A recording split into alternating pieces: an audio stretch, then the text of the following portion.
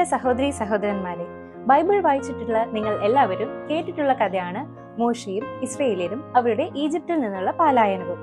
എന്നാൽ പലായനം ചെയ്ത് സൗദി അറേബ്യയിൽ എത്തിച്ചേർന്ന മോശയും ഇസ്രയേലിയരുടെയും 40 വർഷക്കാലത്തെ ജീവിതത്തിന്റെ ഞെട്ടിപ്പിക്കുന്ന തെളിവുകളുമായി the land of Moses in Saudi Arabia and the real Mount Sinai in Saudi Arabia എന്ന ഞങ്ങളുടെ ദൃശ്യ പരമ്പര കാണുവാൻ നിങ്ങളെ എല്ലാവരെയും സ്വാഗതം ചെയ്യുന്നു. ഇന്ന് യഹൂദന്മാർ എന്ന് വിളിക്കപ്പെടുന്ന ഇസ്രയേലിയർ BC 18 മുതൽ 16 നൂറ്റാണ്ടുകൾക്കിടയിൽ ഈജിപ്തിലെ ഗോഷൻ എന്ന ബലഭൂയിഷ്ഠമായ ദേശത്ത് പ്രമുഖരായി വാഴുകയും പിന്നീട് അടിമവർഗമായി തീരുകയും ചെയ്ത ഇസ്രയേൽ ജനത്തിന്റെ മോചനവും അതിനുശേഷം BC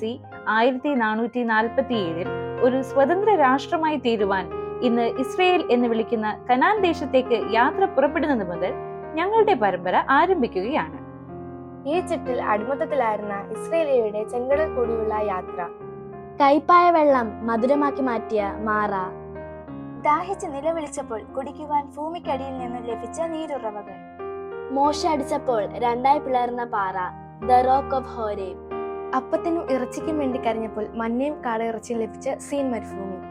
ദൈവവും മോശയുമായി കണ്ടുമുട്ടുകയും സംസാരിക്കുകയും 10 കൽപ്പനകൾ കൽപ്പലകയിൽ എഴുതി കൊടുക്കുകയും ചെയ്ത the top of mount Sinai തുടങ്ങി യഥാർത്ഥമായ സ്ഥലങ്ങളും അതിന്റെ പ്രത്യേകതകളും എല്ലാ എവിഡൻസോടു കൂടി ഞങ്ങൾ ഒരുക്കുന്ന യൂട്യൂബ് ചാനൽ കാണുവാൻ നിങ്ങൾ മറക്കരുത്.